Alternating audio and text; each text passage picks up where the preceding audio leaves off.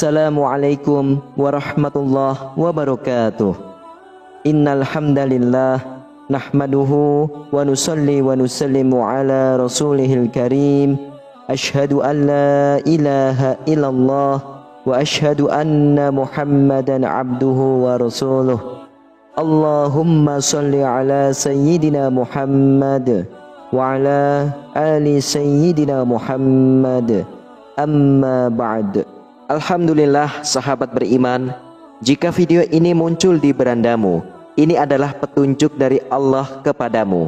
Setidaknya sempatkanlah menulis sholawat kepada Nabi Muhammad SAW di kolom komentar.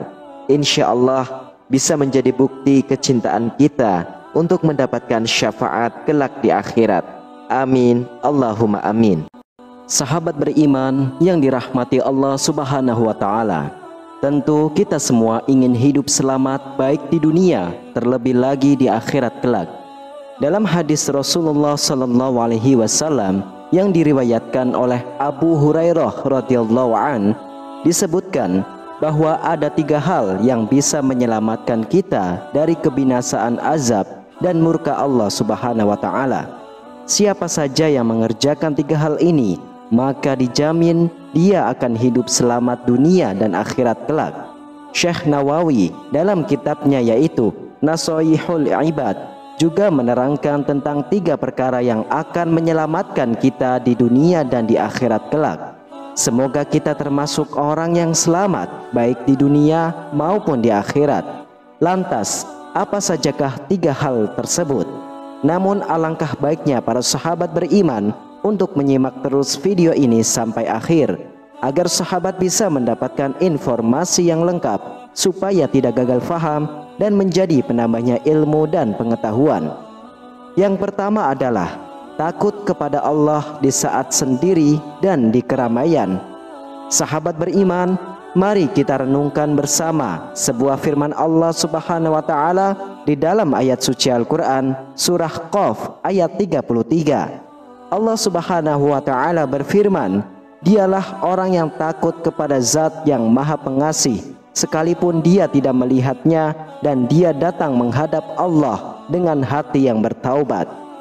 Mengenai ayat ini, Syekh Muhammad bin Shalih Al-Sawi berpendapat dalam tafsirnya An-Nafahat Al-Makiyah bahwa orang yang takut kepada Rob yang Maha Pemurah maksudnya adalah takut kepadanya karena mengenal Robnya dengan mengharap rahmatnya, serta senantiasa takut kepada Allah walaupun tidak berada di hadapan orang lain. Dan ini adalah rasa takut yang sesungguhnya. Sementara rasa takut yang muncul di hadapan dan dalam pandangan orang lain adalah rasa takut ria dan sum'ah yang tidak menunjukkan rasa takut yang sesungguhnya. Kemudian rasa takut yang membawa manfaat bagi kita adalah rasa takut dikala sendirian maupun ketika bersama orang lain. Sedangkan Syekh Abdul Rahman bin Nasir Al-Sa'adi dalam tafsirnya yaitu Al-Sa'adi memahami ayat tersebut dengan takutnya kepada Allah dengan mengenal Tuhannya, berharap dengan rahmatnya dan senantiasa takut kepada Allah dalam keadaan gaib, yakni dalam keadaan tidak diketahui oleh manusia. Dan inilah yang disebut dengan rasa takut yang hakiki. Ibnu Qayyim berkata, rasa takut merupakan tanda keberanian iman, dan hilangnya rasa takut dari dalam hati merupakan tanda iman pergi darinya. Jika hati jauh dari rasa takut, maka jauh pula hati dari iman. Inilah ciri-ciri orang yang selamat di dunia dan di akhirat, yaitu orang yang senantiasa takut kepada Allah baik saat sendiri maupun saat sedang di keramaian. Lalu yang kedua, orang yang bersikap sederhana pada saat fakir dan pada saat kaya. Sahabat beriman, ada banyak hal yang bisa diteladani, yang bisa diambil contoh dari kehidupan baginda Rasulullah SAW. Salah satunya adalah hidup beliau yang sederhana semasa hidupnya. Nabi Muhammad SAW senantiasa menerapkan pola hidup yang sederhana, mulai dari cara memenuhi kebutuhan harian, cara berpakaian, hingga tempat tidur Nabi Muhammad SAW. Disebutkan dalam sebuah hadis Imam Tirmizi, Rasulullah Shallallahu Alaihi Wasallam tidak pernah memiliki banyak makanan dalam kesehariannya kecuali saat menjamu tamu. Rasulullah Shallallahu Alaihi Wasallam tidak pernah merasa kenyang karena makan roti atau kenyang karena makan daging, kecuali jika sedang menjamu tamu, maka beliau makan sampai kenyang. Allah Subhanahu wa Ta'ala juga telah memerintahkan kepada kita, yaitu hambanya, untuk senantiasa hidup sederhana. Perintah untuk hidup sederhana ini disebutkan di dalam ayat suci Al-Quran, yaitu surah Al-Isra ayat 29.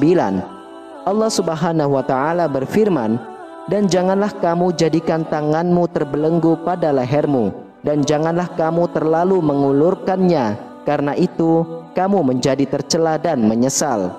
Sementara itu, orang menyalurkan hartanya kepada orang yang membutuhkan, termasuk orang-orang yang baik.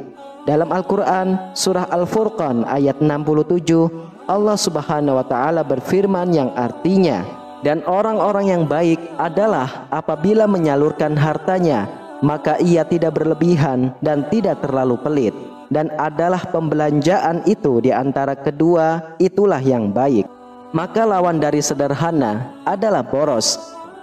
Allah Subhanahu wa Ta'ala telah memerintahkan hambanya supaya tidak menghambur-hamburkan harta secara berlebihan, sebab sifat pemboros adalah saudaranya setan. Allah Subhanahu wa Ta'ala berfirman dalam Al-Quran, yaitu surah Al-Isra, "Dan berikanlah kepada keluarga-keluarga yang dekat akan haknya, kepada orang miskin dan orang yang dalam perjalanan, dan janganlah kamu menghambur-hamburkan hartamu secara boros. Sesungguhnya pemboros-pemboros itu adalah saudara-saudara syaitan, dan syaitan itu adalah sangat ingkar kepada Tuhannya." Semoga kita semua termasuk orang yang sederhana dalam menjalani kehidupan ini. Amin, amin ya rabbal alamin. Kemudian yang ketiga, orang yang bersikap adil saat senang dan saat marah. Sahabat beriman, sikap adil dan proporsional saat senang dan saat marah memang sulit untuk dilakukan. Keputusan dan sikap seorang saat senang dan saat marah cenderung melewati batas dan zolim. Dalam riwayat Imam Bukhari dan Imam Muslim, Rasulullah Shallallahu Alaihi Wasallam berpesan agar seorang Muslim tidak memutuskan perkara atau mengambil sikap pribadi dalam keadaan marah.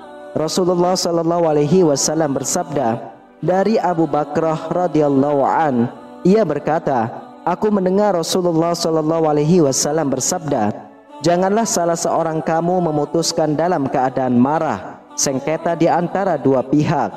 Maka adil pada saat ridho dan marah, yakni keridoan kita terhadap sesuatu jangan sampai mendorong untuk bersikap cari muka atau memuji dengan pujian yang bohong, atau menyerahkan hak kepada yang tidak berhak. Begitu pula kita harus berhati-hati pada saat marah, sebab ia bisa menyeret kepada kezaliman, sedangkan kezaliman merupakan kegelapan pada hari kiamat kelak. Dari sinilah mestinya kita seorang muslim menjaga perintah Allah Subhanahu wa Ta'ala dalam dua kondisi secara berimbang. Oleh karena itu, kita memerlukan sikap adil kepada diri sendiri, adil kepada keluarga, dan adil kepada orang lain. Adil terhadap diri sendiri yaitu dengan memberikan hak diri sendiri berupa zikir kepada Allah, membaca Al-Quran, dan merenungkan keagungan dan kekuasaan Allah Subhanahu wa Ta'ala. Termasuk bersikap adil terhadap diri sendiri adalah hendaknya kita memikirkan perkara-perkara akhirat sebagaimana memikirkan perkara-perkara dunia, dan jika tidak, maka kita termasuk orang-orang yang zalim terhadap diri sendiri. Adapun bersikap adil terhadap kerabat adalah dengan bersilaturahmi, berbuat baik kepada mereka, baik dengan materi, tenaga, nasihat, dan turut serta dalam suka dan duka. Apabila kita berlaku adil pada saat ridho dan marah, maka kita termasuk orang yang beruntung, sebab kita tidak akan bersedih selamanya akibat ucapan yang diucapkan, sebab kita bersikap adil pada saat mengucapkannya. Dan kita juga tidak akan menyesal terhadap keputusan yang telah kita ambil, karena kita bersikap adil pada saat memutuskannya. Termasuk buah manusia terhadap adil pada saat sedang marah dan saat sedang senang adalah hal itu bisa menjadikan hidup kita aman dan tenang dalam segala keadaan. Wallahu a'lam bishawab.